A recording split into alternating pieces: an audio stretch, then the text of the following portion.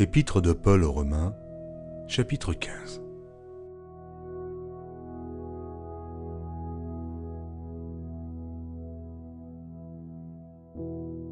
Nous qui sommes forts, nous devons supporter les faiblesses de ceux qui ne le sont pas, et ne pas nous complaire en nous-mêmes. Que chacun de nous complaise au prochain pour ce qui est bien en vue de l'édification. Car Christ ne s'est point complu en lui-même, mais, selon qu'il est écrit, les outrages de ceux qui t'insultent sont tombés sur moi. Or, tout ce qui a été écrit d'avance l'a été pour notre instruction, afin que, par la patience et par la consolation que donnent les Écritures, nous possédions l'espérance.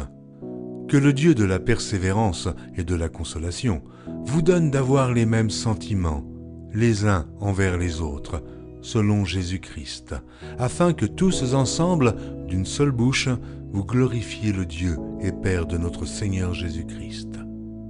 Accueillez-vous donc les uns les autres, comme Christ vous a accueillis, pour la gloire de Dieu. Je dis en effet que Christ a été serviteur des circoncis, pour prouver la véracité de Dieu en confirmant les promesses faites aux pères, tandis que les païens glorifient Dieu à cause de sa miséricorde, selon qu'il est écrit « C'est pourquoi je te louerai parmi les nations, et je chanterai à la gloire de ton nom. » Il est dit encore « Nations, réjouissez-vous avec son peuple. » Et encore « Louez le Seigneur, vous toutes les nations. Célébrez-le, vous tous les peuples. » Ésaïe dit aussi « Il sortira d'Isaïe un rejeton, qui se lèvera pour régner sur les nations espéreront en lui. » Que le Dieu de l'espérance vous remplisse de toute joie et de toute paix dans la foi, pour que vous abondiez en espérance, par la puissance du Saint-Esprit. Pour ce qui vous concerne, mes frères, je suis moi-même persuadé que vous êtes pleins de bonnes dispositions, remplis de toute connaissance et capables de vous exhorter les uns les autres. Cependant, à certains égards, je vous ai écrit avec une sorte de hardiesse, comme pour réveiller vos souvenirs à cause de la grâce que Dieu m'a faite d'être ministre de Jésus-Christ parmi les païens, m'acquittant du divin service de l'évangile de Dieu, afin que les païens lui soient une offrande agréable, étant sanctifiés par l'Esprit Saint. J'ai donc sujet de me glorifier en Jésus-Christ pour ce qui regarde les choses de Dieu, car je n'oserais mentionner aucune chose que Christ n'ait pas faite par moi, pour amener les païens à l'obéissance par la parole et par les actes, par la puissance des miracles et des prodiges, par la puissance de l'Esprit de Dieu, en sorte que, depuis Jérusalem et les pays voisins jusqu'en Illyrie, j'ai abondamment répandu l'évangile de Christ. Et je me suis fait honneur d'annoncer l'évangile là où Christ n'avait point été nommé, afin de ne pas bâtir sur le fondement d'autrui, selon qu'il est écrit « Ceux à qui il n'avait point été annoncé verront, et ceux qui n'en avaient point entendu parler comprendront. » C'est ce qui m'a souvent empêché d'aller vers vous, mais maintenant, n'ayant plus rien qui me retienne dans ces contrées, et ayant depuis plusieurs années le désir d'aller vers vous, j'espère vous voir, en passant quand je me rendrai en Espagne, et y être accompagné par vous, après que j'aurai satisfait en partie mon désir de me trouver chez vous. Présentement, je vais à Jérusalem pour le service des saints, car la Macédoine et l'Achaïe ont bien voulu s'imposer une contribution en faveur des pauvres parmi les saints de Jérusalem. Elles l'ont bien voulu, et elles le leur devaient, car si les païens ont eu part à leurs avantages spirituels, ils doivent aussi les assister dans les choses temporelles. Dès que j'aurai terminé cette affaire et que je leur aurai remis ces dons, je partirai pour l'Espagne et passerai chez vous. Je sais qu'en allant vers vous, c'est avec une pleine bénédiction de Christ que j'irai. Je vous exhorte, frères, par notre Seigneur Jésus-Christ et par l'amour de l'Esprit, à combattre avec moi en adressant à Dieu des prières en ma faveur, afin que je sois délivré des incrédules de la Judée, et que les dons que je porte à Jérusalem soient agréés des saints, en sorte que j'arrive chez vous avec joie, si c'est la volonté de Dieu, et que je jouisse au milieu de vous de quelque repos. Que le Dieu de paix soit avec vous tous. Amen.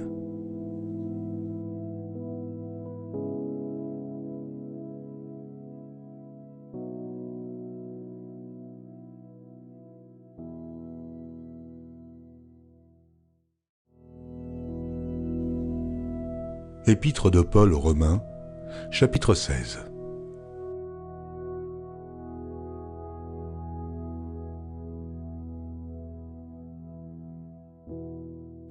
Je vous recommande Phobé, notre sœur, qui est diaconesse de l'église de Sancheré, afin que vous la receviez en notre Seigneur d'une manière digne des saints, et que vous l'assistiez dans les choses où elle aurait besoin de vous, car elle en a donné, elle à plusieurs, et à moi-même. Saluez Prisca et Aquilas, mes compagnons d'œuvre en Jésus-Christ, qui ont exposé leur tête pour sauver ma vie. Ce n'est pas moi seul qui leur rend grâce, ce sont encore toutes les églises des païens. Saluez aussi l'église qui est dans leur maison. Saluez Phainette, mon bien-aimé, qui a été pour Christ les prémices de l'Asie. Saluez Marie, qui a pris beaucoup de peine pour vous. Saluez Andronicus et Junias, mes parents et mes compagnons de captivité, qui jouissent d'une grande considération parmi les apôtres, et qui même ont été en Christ avant moi. Saluez Amplias, mon bien-aimé dans le Seigneur. Saluez Urbain, notre compagnon d'œuvre en Christ, et Stachys, mon bien-aimé. Saluez Apelles, qui est éprouvé en Christ. Saluez ceux de la maison d'Aristobule. Saluez Hérodion, mon parent. Saluez ceux de la maison de Narcisse, qui sont dans le Seigneur. Saluez Tryphène et Tryphose, qui travaillent pour le Seigneur. Saluez Perside, la bien-aimée, qui a beaucoup travaillé pour le Seigneur. Saluez Rufus, l'élu du Seigneur, et sa mère, qui est aussi la mienne. Saluez Asyncrite, Phlégon, Hermès, Patrobas, Hermas, et les frères qui sont avec eux. Saluez Philologue, et Julie, Nérée et sa sœur, et Olympe, et tous les saints qui sont avec eux. Saluez-vous les uns les autres d'un saint baiser. Toutes les églises de Christ vous saluent. Je vous exhorte, frères, à prendre garde à ceux qui causent des divisions et des scandales, au préjudice de l'enseignement que vous avez reçu. Éloignez-vous d'eux, car de tels hommes ne servent point Christ notre Seigneur, mais leur propre ventre, et, par des paroles douces et flatteuses, ils séduisent les cœurs des simples. Pour vous, votre obéissance est connue de tous, et je me réjouis donc à votre sujet, et je désire que vous soyez sages en ce qui concerne le bien, et purs en ce qui concerne le mal. Le Dieu de paix écrasera bientôt Satan sous vos pieds. Que la grâce de notre Seigneur Jésus-Christ soit avec vous. Timothée, mon compagnon d'œuvre, vous salue, ainsi que Lucius, Jason et Zosipater, mes parents. Je vous salue dans le Seigneur, moi, Tertius, qui ai écrit cette lettre. Gaius, mon hôte, et celui de toute l'Église vous salue. Eraste, le trésorier de la ville, vous salue, ainsi que le frère Quartus. Que la grâce de notre Seigneur Jésus-Christ soit avec vous tous. Amen.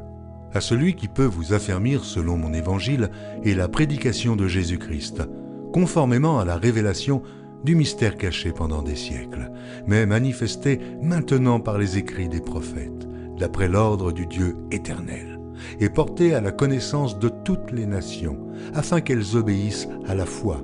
À Dieu, seul sage, soit la gloire au siècle des siècles par Jésus-Christ. Amen.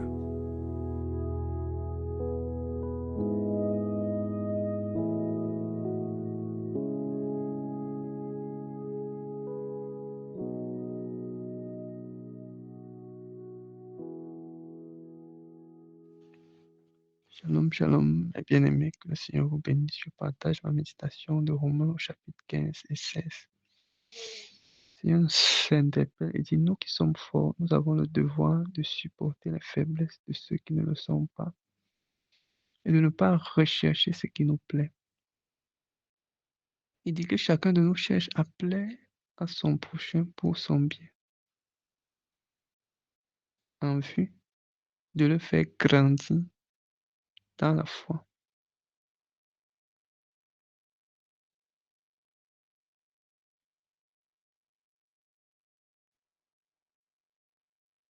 Donc,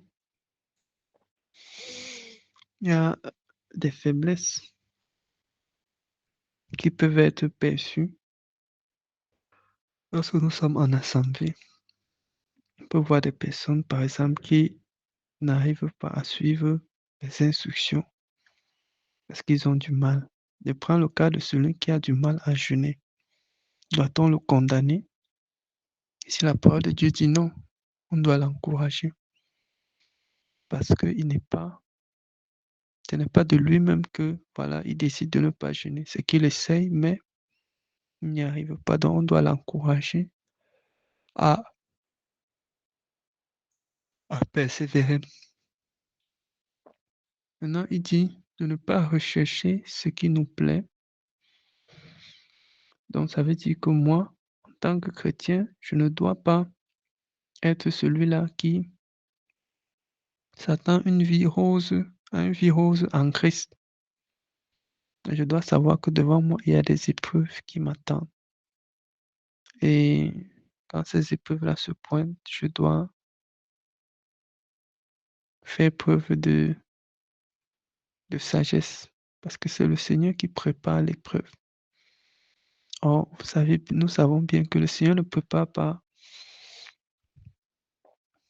ne permet pas qu'on entre dans l'épreuve pour qu'on puisse murmurer. Mais sa volonté est que, voilà, nous soyons des personnes qui puissent attendre patiemment sa visitation, que nous soyons des personnes qui puissent se confier en lui en attendant patiemment l'exaucement, la délivrance. Donc, nous ne devons pas être des personnes qui voient seulement la vie chrétienne comme la vie en haut. Si notre Christ a souffert à la croix, nous devons nous attendre également à des épreuves. Et si ceux qui, après Christ, sont venus, sont passés par des tribulations qui ont consolidé leur foi, à plus forte raison, nous, qui sommes en train de préparer le réveil,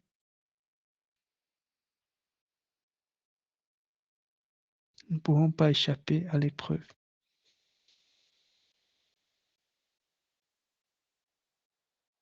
Et je remarque dans le verset 5 que le Seigneur n'est pas pour les divisions dans l'Église. Les divisions dans l'Église, c'est l'œuvre de l'ennemi. Parce qu'il dit que Dieu, le Dieu de l'espérance et du réconfort, vous donne de vivre en plein accord, les uns avec les autres, comme le veut Jésus, afin que tous ensemble, d'une seule voix, vous rendiez gloire au Dieu et Père de notre Seigneur Jésus-Christ. Ça veut dire que le Seigneur n'est pas pour qu'il y ait des inimitiés, il y ait les concurrences entre les membres du corps du Christ. Ça me fait penser au passage qui dit que mais d'où viennent les querelles, où l'apôtre Paul se plaint, que mais d'où viennent les querelles, les inimitiés, d'où est-ce que cela vient? Ce n'est normalement pas quelque chose qui devrait se produire dans l'Église. Ce n'est pas la volonté de Dieu que les frères se séparent et que chacun aille fonder son ministère à part. Parce que le Seigneur nous dit ici que nous devons vivre en plein accord et que tous ensemble, d'une seule foi, nous rendions gloire au Seigneur. Je continue.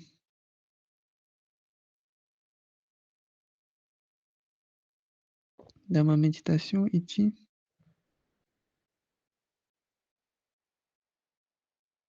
cependant, là je suis au verset 15, c'est avec une certaine audace que je vous ai écrit par endroits, comme pour vous réveiller vos souvenirs, et cela à cause de la grâce que Dieu m'a faite d'être serviteur pour les non-juifs. Donc, Dans le ministère de Paul, il a ce désir-là de ramener des enseignements qui ont déjà été donnés. Parce que quand on ne le ramène pas, les gens oublient. Même avec le cœur disposé, ils peuvent oublier. Donc il dit, c'est avec une certaine audace que je vous ai écrit pour vous réveiller aux souvenirs. Et cela à cause de la grâce. Donc le Seigneur ne veut pas que nous oublions certaines choses. Quand nous avons été dans le désert, il nous a sortis puissamment du désert. Qu'est-ce qu'il dit?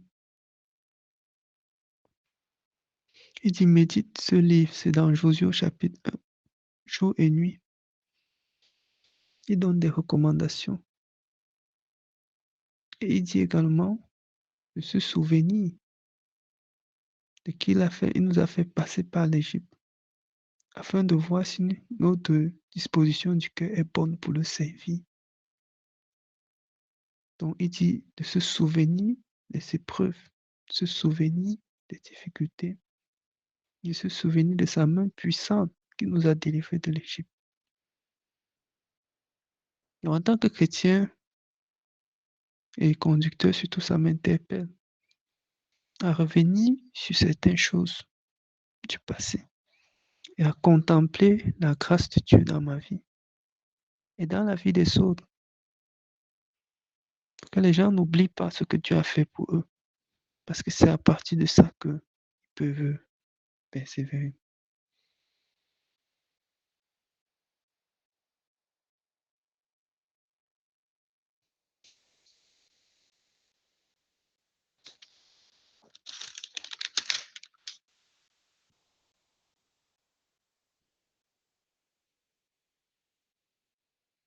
Donc j'avance.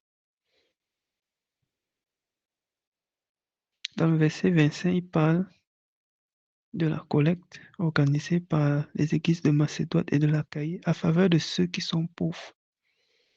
Parmi les saints, nous voyons qu'il y avait déjà des collectes au temps de l'apôtre Paul. Il y avait des collectes et ces collectes-là étaient vraiment pour soutenir ceux qui étaient en difficulté. Donc aujourd'hui, ce que nous faisons est en accord avec les Écritures. Et il dit, priez afin que je sois protégé des incrédules de la Judée et que l'aide que j'apporte à Jérusalem soit bien accueillie par les saints. Ça, c'est au verset 32. Il me fait comprendre que le Seigneur peut te revêtir de puissance, d'autorité. Mais l'ennemi utilise les incrédules pour te déstabiliser. Donc, nous ne devons pas croire que comme le Seigneur est avec nous, les choses seront faciles. Il dit, priez afin que les incrédules, qu'ils soient protégés des incrédules. Ça veut dire l'incrédule, il peut te tuer. Parce que les esprits l'utilisent. Il peut te mettre en prison, te calomnier. Comme Judas, il peut te livrer avant de s'en rendre compte qu'il a fait une erreur. Donc, pour nous qui sommes appelés au ministère, ça m'interpelle vraiment. Chaque fois que le Seigneur m'amène à faire quelque chose, dans ma famille, dans mon entourage, qui regarde le Seigneur, ça c'est un sujet de prière. Prier afin que le Seigneur nous protège des incrédules. Que ceux qui sont destinés vraiment à recevoir le message du Seigneur le reçoivent. Et vraiment, ça m'interpelle parce que c'est un sujet de prière qui ne me passait pas à l'esprit, mais je vois que c'est bien biblique. L'ennemi peut utiliser les incrédules pour te déstabiliser. Au chapitre 16,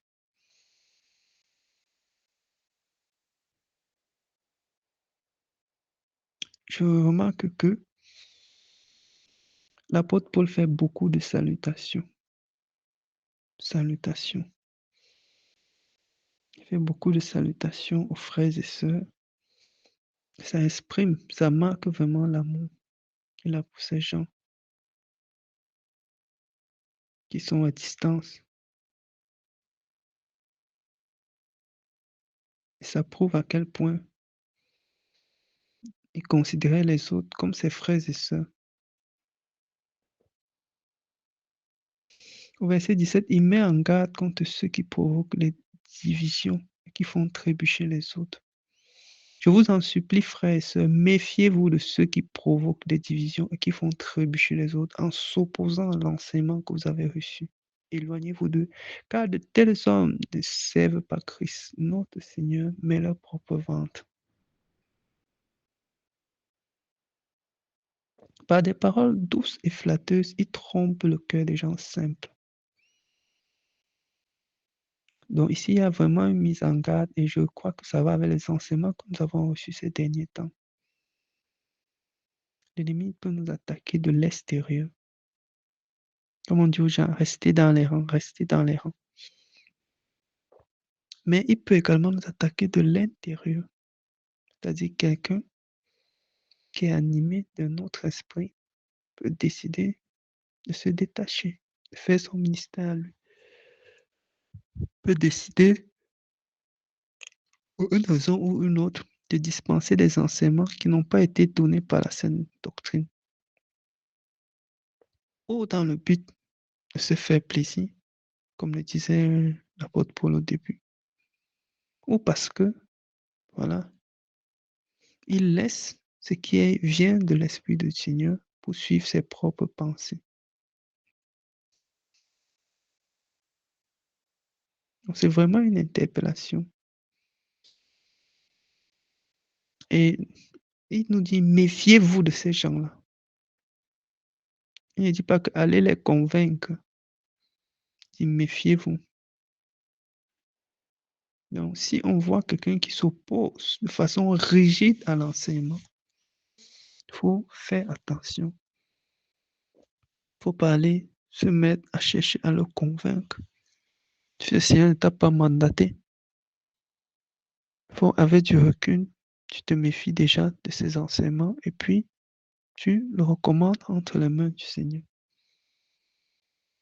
La parole de Dieu dit, éloignez-vous d'eux, car de tels hommes ne servent pas Christ, mais leur propre ventre. Ça veut dire que leur finalité n'est même pas que le Seigneur soit glorifié dans la vie des gens. La finalité, c'est que à la fin du mois, ils puissent avoir les poches remplies. La finalité, c'est qu'ils aient trouvé le moyen par l'Église de pouvoir subvenir à leurs besoins, alors que le Seigneur nous appelle à travailler de nos propres mains.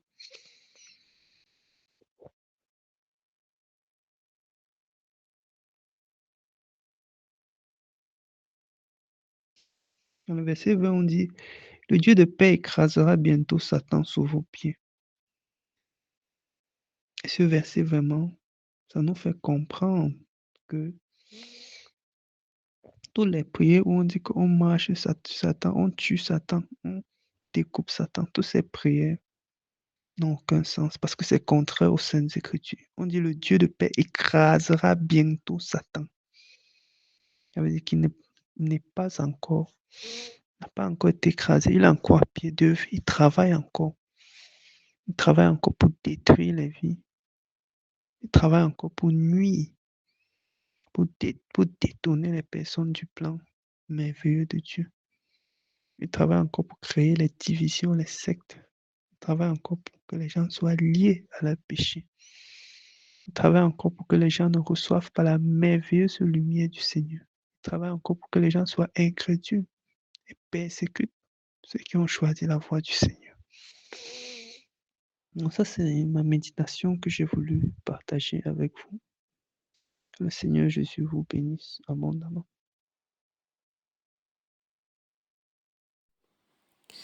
Shalom, shalom, shalom bien-aimé.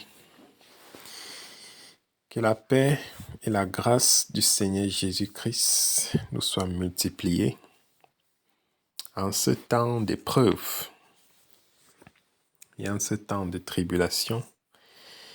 Que la grâce du Seigneur et son amour nous fortifient et nous encouragent, car il déclare dans le psaume 91, « Je serai avec toi dans la détresse.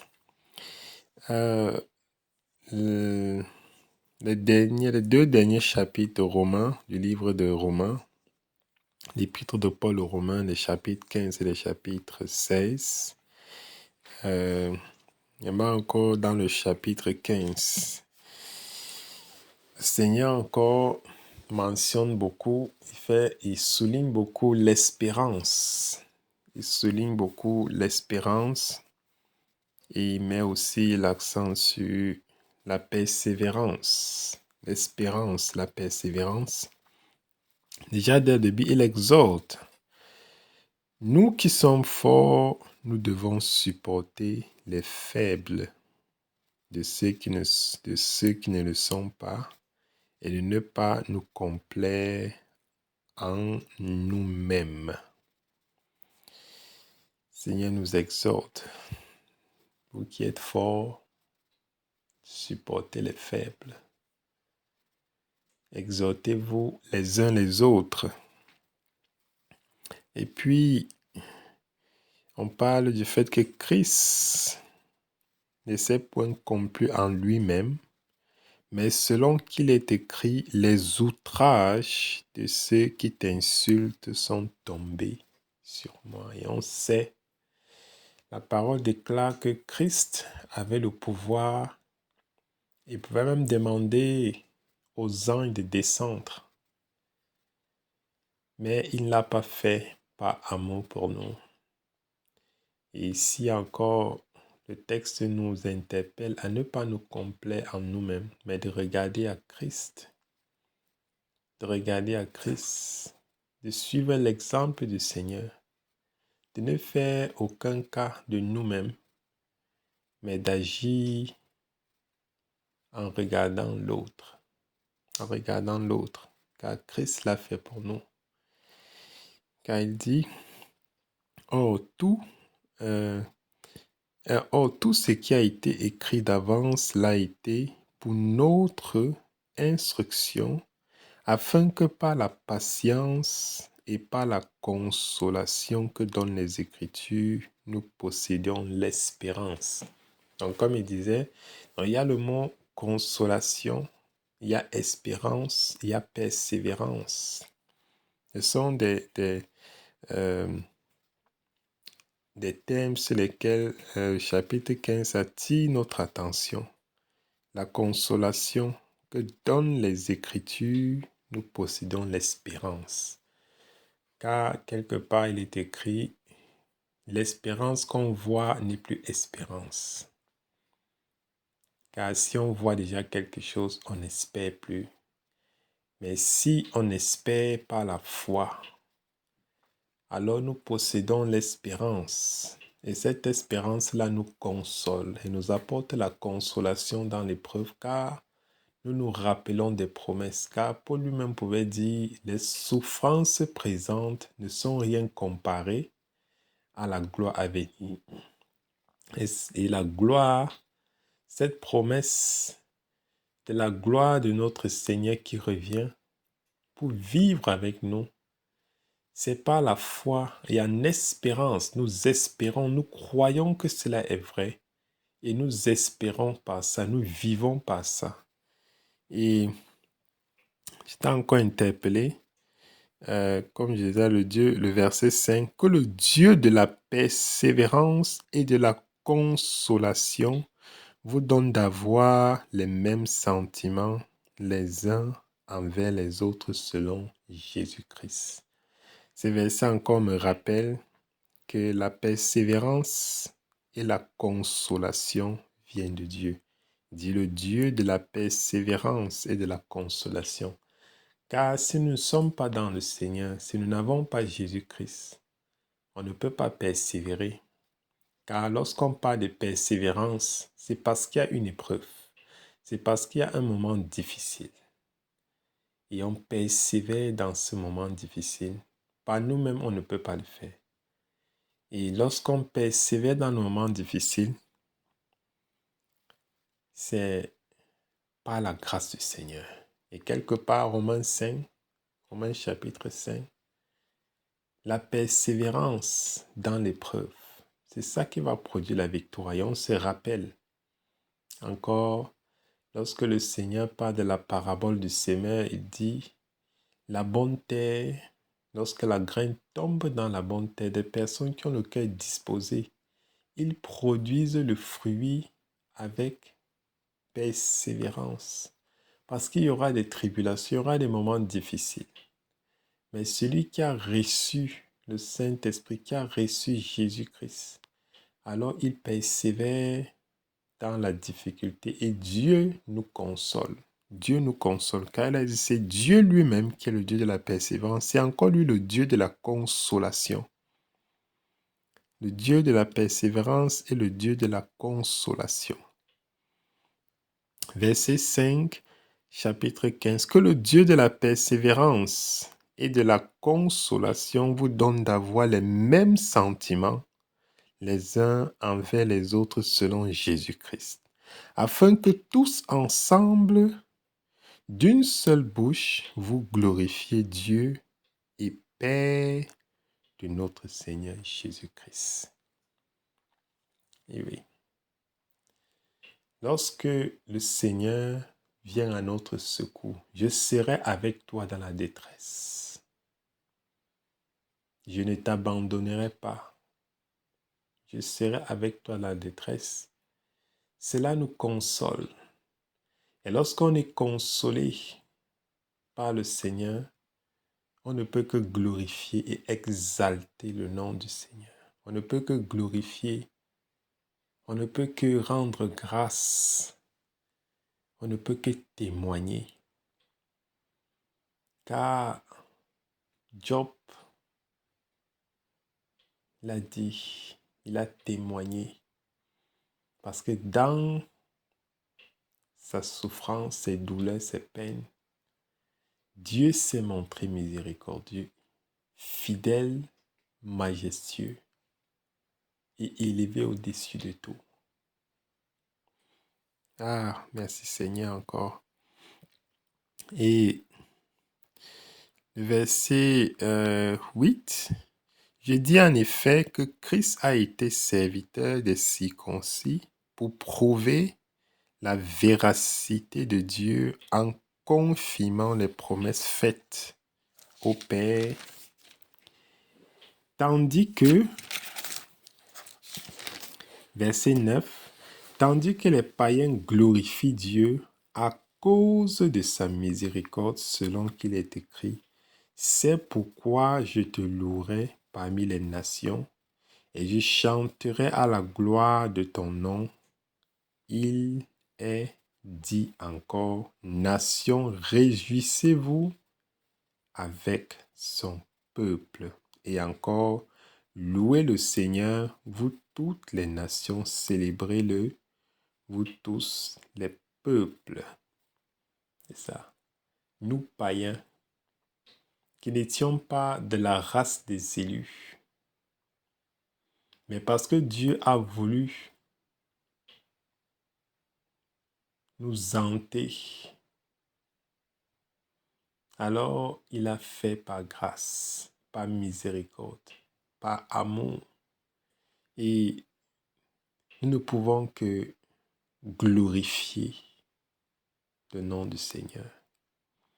Donc rendre grâce parce qu'il dit, tandis que les païens glorifient Dieu à cause de sa miséricorde, selon qu'il est écrit, c'est pourquoi je te louerai parmi les nations et je chanterai à la gloire de ton nom.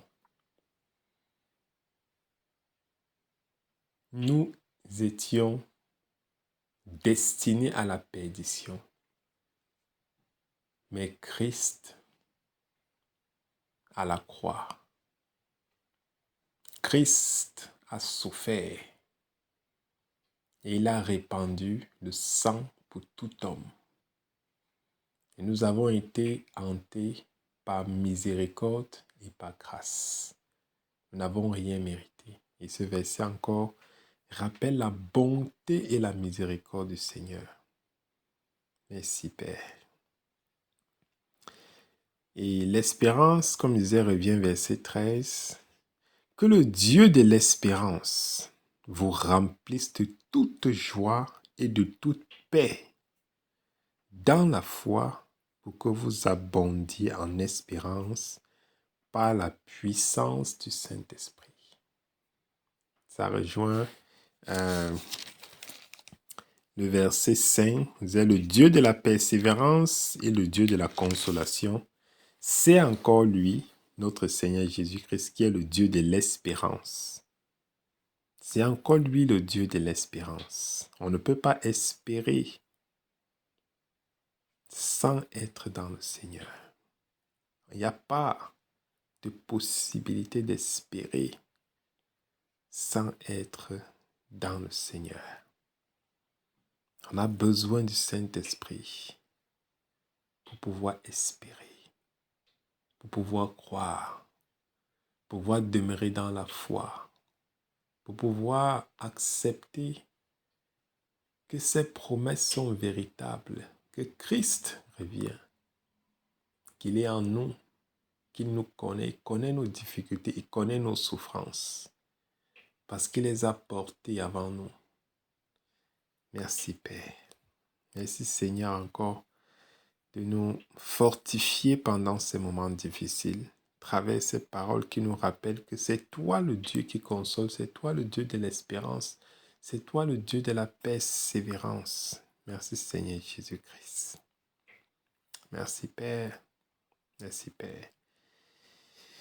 Verset 16, verset 15 et 16. Cependant, à certains égards, je vous ai écrit avec une sorte de hardiesse, comme pour réveiller vos souvenirs à cause de la grâce que Dieu m'a faite, d'être ministre de Jésus-Christ parmi les païens, m'acquittant du divin service de l'évangile de Dieu, afin que les païens lui soient une offrande agréable, étant sanctifiés par le Saint-Esprit.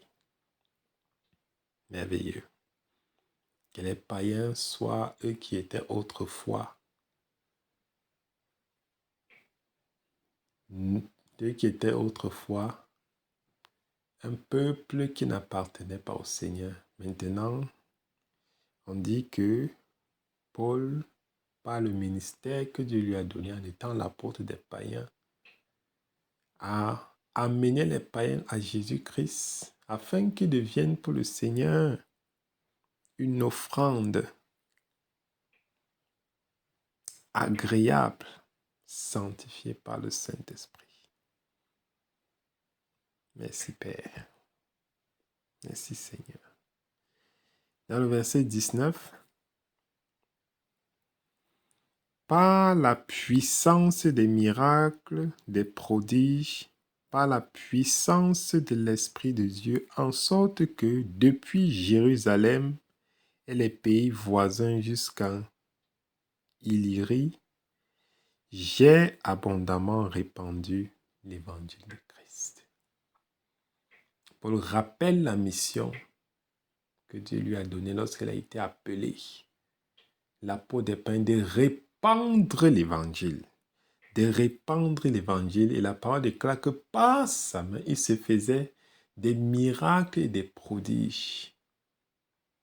Des miracles et des prodiges qui accompagnaient son ministère, et plusieurs se sont tournés vers le Seigneur Jésus-Christ. Plusieurs des gentils, plusieurs des païens se sont tournés vers le Seigneur Jésus-Christ. Ah Seigneur, merci Père. Il y a encore beaucoup d'autres belles choses à dire. Et je vais aller au chapitre 16. Chapitre 16, ce qui m'a frappé dans le chapitre 16, c'est cette reconnaissance. Je vous recommande Phibé, notre sœur qui est diaconesse de l'église de Sanchéry. Verset 3. Saluez Prisca et Aquila, mes compagnons d'œuvre en Jésus-Christ. Verset 5. Saluez aussi l'église qui est dans leur maison. Saluez Épaïnette, mon bien-aimé, qui a été pour Christ, les prémices de l'Asie. Saluez Marie, Andronicus, Junias, Ampila, mes bien-aimés dans le Seigneur, Hubin, notre compagnon d'œuvre, Stasis, mon bien-aimé, Apelles, Hérodion, Tiphène, Typhos, Jason, Timothée. C'est-à-dire encore cette reconnaissance. Ça me faisait encore comprendre que le Seigneur n'oublie pas l'œuvre qu'on fait pour lui, l'œuvre qu'on fait pour l'amour de son nom. Le Seigneur sait. Même si c'est dans l'ombre qu'on agit, le Seigneur connaît. Il sait. Il sait. Il sait. Il sait. Et vraiment, ça m'encourageait encore à continuer, à continuer la marche, continuer le pèlerinage, quel que soit ce qui peut arriver. Quel que soit ce qui peut arriver, que ce soit dans l'ombre, quelque part personne ne sait. Mais Dieu, lui, il sait. Il sait, il sait, il sait, il sait. Et mais encore, c'est ça encore qui me marquait beaucoup dans le chapitre 16. La reconnaissance des personnes qui servent le Seigneur, des sacrifices qu'ils ont faits. Certains ont risqué leur vie, certains ont été fouettés, certains ont tout perdu. Mais Dieu sait, il sait, il sait, il sait. Et il a dit à Paul, entre et on te dira tout ce que tu vas souffrir pour l'amour de mon nom. Pour l'amour de mon nom. Et Paul même quelque part va dire, Romains 5, bien plus, je me glorifie de mes afflictions, de mes tribulations. Oui, il a dit. Ah, merci Père, merci Seigneur. Les versets 25, 26 et 27. À celui qui peut vous affermir selon mon évangile et la prédication de Jésus-Christ conformément à la révélation du mystère caché pendant des siècles, mais manifesté maintenant par les écrits des prophètes, d'après l'ordre de Dieu éternel, et porté à la connaissance de toutes les nations, afin qu'elles obéissent à la foi. À Dieu, seul sage, soit la gloire au siècle des siècles par Jésus-Christ. Amen. Amen, amen, amen, amen. Merci Seigneur. Amen, amen. Shalom, shalom mes bien-aimés. Que la paix, les bontés et la miséricorde de notre Seigneur et Sauveur Jésus-Christ de Nazareth vous soient abondamment multipliés. Je rends grâce à Dieu pour cette autre occasion qu'il nous donne encore de passer du temps dans la lecture et la méditation de sa parole. Ainsi, les textes du jour que nous devions lire portent sur Romains chapitre 15 et 16. Alors je vais commencer par le chapitre 15 et je vais vous énumérer les points qui m'ont marqué particulièrement. Nous allons commencer au chapitre 15, verset 1. Ici, je pouvais comprendre que nous, dans l'assemblée, dans l'église, il y a ceux qui sont forts et il y a ceux qui sont faibles dans la foi. Il y en a qui connaissent et il y en a qui sont encore dans leur début. Et ici, l'apôtre nous amène à ne pas discriminer les bien-aimés, à ceux qui viennent de se convertir. C'est ce que je pouvais comprendre. Que ceux qui sont forts, ceux qui pensent qu'ils ont de la connaissance, qu'ils sont, entre guillemets, entre parenthèses, je vais utiliser cette expression, arrivés, ils ne doivent pas critiquer ceux qui viennent à peine d'arriver, qui viennent à peine de se convertir et qui sont encore dans l'apprentissage, qui ne connaissent pas. Ils ne doivent pas les juger, mais au contraire, ils doivent les soutenir. Pardon. La priorité est de satisfaire mon prochain. La priorité est de faire en sorte que mon prochain, mon frère, se sente à l'aise, qu'il se sente bien. Je ne dois pas chercher à me satisfaire moi-même. Je ne dois pas penser d'abord à moi-même, mais je dois me rassurer que mon frère qui vient d'arriver, qui vient de se convertir, se sente à l'aise, qu'il se sente bien, qu'il se sente aimé, je dois bien l'accueillir, je dois bien le recevoir. Donc, c'est ce que les chapitres, le verset 1 jusqu'au verset 4, je vais me prolonger plus loin, jusqu'au verset 7, nous enseigne. Nous ne devons pas chercher à satisfaire, à nous donner une certaine opinion de nous-mêmes, disons comme ça. Mais nous devons chercher à aider, à soutenir ceux qui sont plus faibles, ceux qui viennent de se convertir, pour ne pas créer des frustrations, pour ne pas créer des discriminations. Nous devons les accueillir comme il se doit. Pas que quelqu'un va arriver quelque part et dans une assemblée et il va se sentir ignorant et ça va le frustrer en fait. La façon dont on va l'accueillir risque de le frustrer.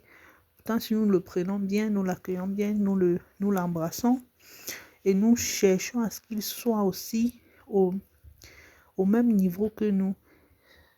Cela va contribuer à l'édification de tous. Parce que Jésus même est venu sur terre. Il a accepté, s'humilier pour notre salut. Il a d'abord pensé, il n'a pas pensé à lui-même, mais il a d'abord pensé à nous.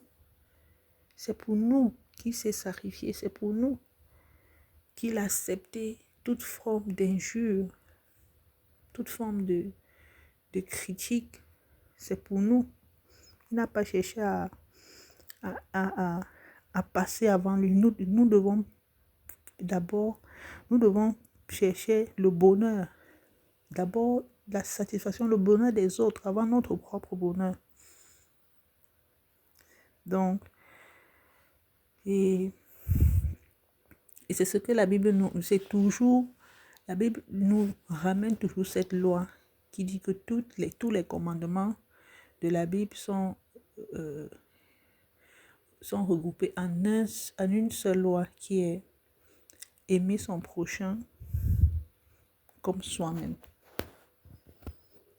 Aimons-nous les uns les autres. Donc, c'est ce que je pouvais comprendre quand je lisais ces premiers versets du chapitre 15 de Romains. Donc, nous devons chercher à satisfaire, que l'autre soit d'abord satisfait avant nous-mêmes, que l'autre se sente bien accueilli. Voilà. Donc, pour que cela contribue à notre édification à tous. Amen.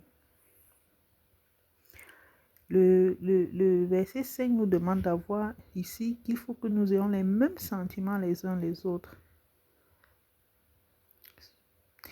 Si quelqu'un est dans la joie, nous devons être dans la joie avec lui.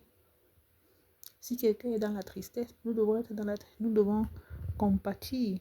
Nous devons vraiment être remplis des mêmes sentiments. Nous devons nous accepter les uns les autres tels que nous sommes. Ok. Et quand je lisais le verset 8 et 9, ici je pouvais comprendre que les païens ont... Le Seigneur Jésus est d'abord venu pour les... Premièrement, il est venu d'abord pour son peuple, pour les Juifs. Sauf que le reste des nations a bénéficié de cette grâce-là à cause de la miséricorde de Dieu. Par sa miséricorde. Donc ça a été un avantage. Nous avons bénéficié de cet avantage-là. Nous, autres nations, outre que le peuple de Dieu, nous avons bénéficié de cette promesse qui avait été donnée au peuple juif, au peuple de Dieu. Il est dit carrément, il est écrit, je vais lire le verset pour que ce soit un peu plus clair. Je dis en effet que Christ a été, verset 8, je dis en effet que Christ a été serviteur des circoncis pour prouver la véracité de Dieu en confirmant les promesses faites au Père, tandis que les païens glorifient Dieu à cause de sa miséricorde. À cause de sa miséricorde, par la miséricorde de Dieu, les païens aussi ont bénéficié de cette promesse. Je vais passer au verset 13 qui dit que le Dieu de toute espérance vous remplisse de toute joie et de toute paix dans la foi pour que vous abondiez en espérance par la puissance du Saint-Esprit. C'est une prière que l'apôtre Paul élevait pour nous aussi. Donc, c'est une prière que le Seigneur nous donne, nous remplisse vraiment de joie et de paix dans la foi pour que nous abondions aussi dans l'espérance par la puissance du Saint-Esprit. À partir du verset 14 jusqu'au verset, disons comme ça, jusqu'au verset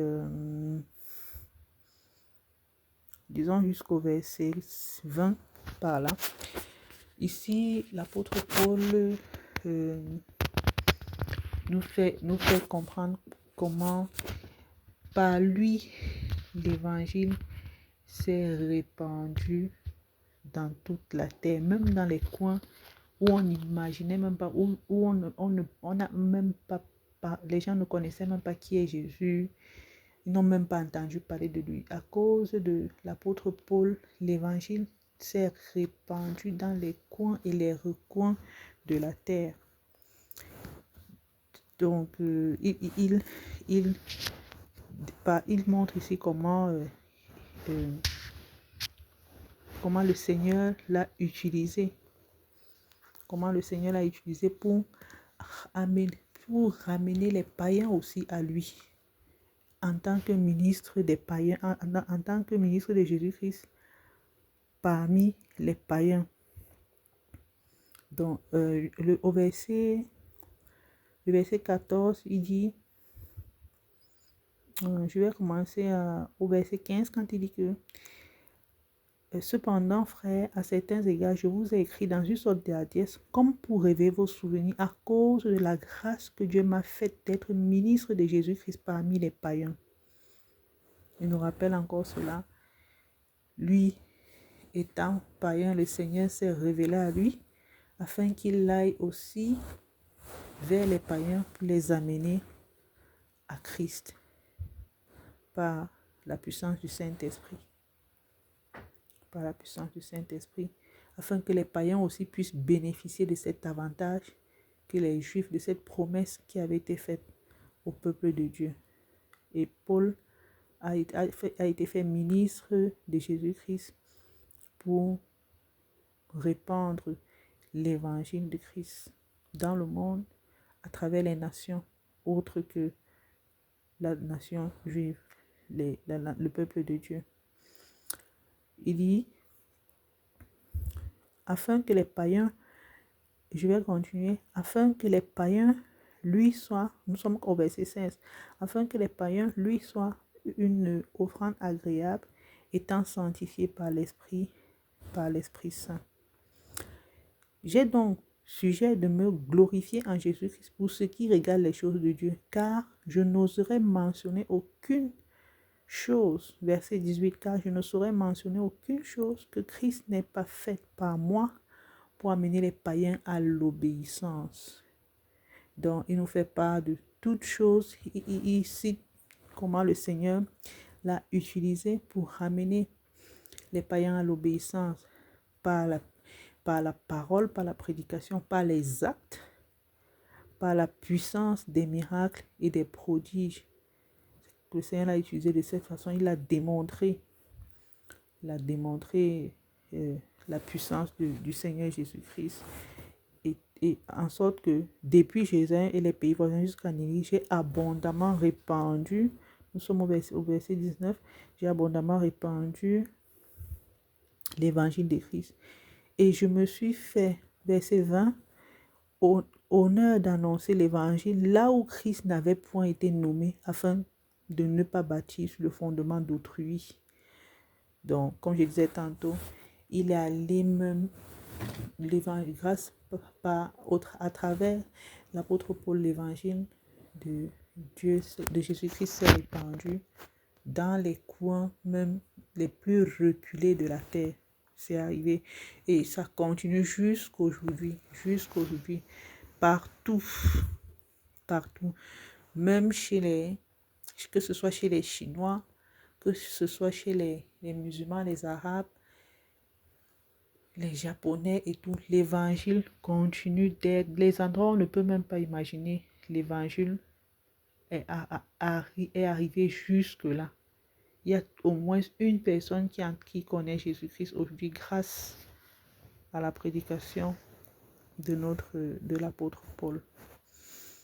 Donc, voilà, c'était jusqu'au verset 20, verset 21, il dit, il est écrit, ceux à qui il n'avait point, selon qu'il est écrit, ceux à qui il n'avait point été annoncé verront, et ceux qui n'en avaient point entendu parler comprendront. Et ça continue jusqu'à nos jours. Et il disait justement, c'est parce qu'il était en train d'aller par-ci, par-là pour annoncer l'évangile, qu'il n'a pas pu se présenter à Rome, qui n'a pas pu aller vers les... Il disait aux frères que c'est ce qui l'a souvent empêché d'aller vers eux. Mais maintenant, il se préparait à les retrouver. Donc voilà. C'est ce qui nous dit au verset 22. Ensuite, le verset 26, 27 ici, il est question de... L'apôtre Paul nous montre encore comment il est important de faire les dons pour aider les pauvres qui se retrouvent dans les autres assemblées, dans les autres églises, quoi. Qu'il est important vraiment que l'importance de faire les dons. Voilà. L'appel à faire les dons pour aider ceux qui sont dans le besoin, pour aider les pauvres parmi les saints. Ici, là, par exemple, dit qu'au verset 25, il est écrit, le verset 26, car la Macédoine et la Caïe ont bien voulu s'imposer une contribution en faveur des pauvres parmi les saints de Jérusalem. 27, elles ont bien voulu et elles le leur devaient. Car si les païens ont eu part à leur avantage spirituel, ils doivent aussi les assister dans les choses temporelles. Donc, ils ont reçu la grâce de recevoir aussi la promesse, de faire part aussi à la promesse. Et ils doivent aussi manifester en retour. Ils doivent aussi faire un geste en retour. Pas que c'est une obligation, mais c'est nécessaire. C'est aussi pour leur bien. Donc, l'appel à faire des dons pour aider les pauvres, les saints, les pauvres parmi les saints dans les assemblées. Ok, maintenant je vais passer au chapitre, au verset. Le verset 30, je pouvais comprendre ici que l'importance de prier pour nos conducteurs, pour ceux qui nous dirigent, pour ceux qui nous enseignent. Prier pour eux parce que eux-mêmes ils subissent ce n'est pas une tâche facile parce qu'ils rencontrent beaucoup de difficultés et des persécutions. Donc il est l'importance de prier aussi pour eux, d'intercéder pour eux dans le cadre de leur mission lorsqu'ils se déplacent pour aller prêcher, évangéliser, que le Seigneur les préserve parce qu'ils rencontrent souvent tout genre de choses, tout genre s'ils rencontrent peut-être des gens qui ont le cœur dur, il y a des personnes, parfois des gens même qui sont violents, qui n'acceptent même pas qu'on les affronte, qu'on vienne devant eux parler, qu'ils aillent devant eux parler, qu'ils les abordent, quoi. Donc, c'est un appel ici à toujours prier pour nos conducteurs, pour tous ceux qui se lèvent pour la cause de l'évangile.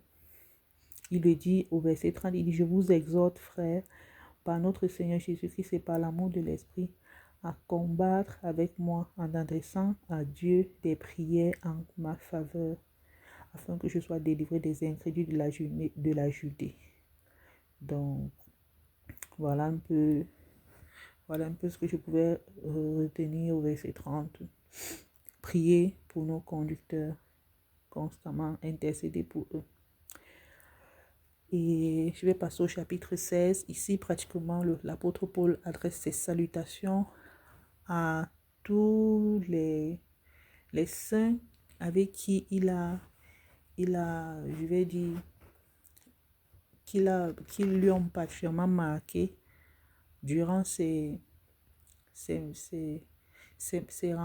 durant son parcours, ses visitations dans les assemblées et tout. Sur son chemin, il a rencontré plusieurs frères avec qui il a travaillé et dont l'Église avait un bon témoignage d'eux. On va citer entre autres Phébé, la sœur Phébé, qui, en tant que diaconesse, a beaucoup contribué pour les saints. Elle a beaucoup aidé et il disait donc de bien l'accueillir et qu'elle ne manque que les frères devaient tout faire pour qu'elle ne manque de rien. Donc, il a parlé de la sœur Phébé, des Priscas, Aquilas, bref, dans tout, du verset 1 au verset, disons comme ça, au verset 16, c'est que des salutations à tous ceux qui ont marché avec lui, à tous ceux qu'il a rencontrés, des gens qui ont de bons témoignages, ses compagnons d'œuvre, ainsi de suite. Ce sont des salutations et des salutations en fait particulier. Donc,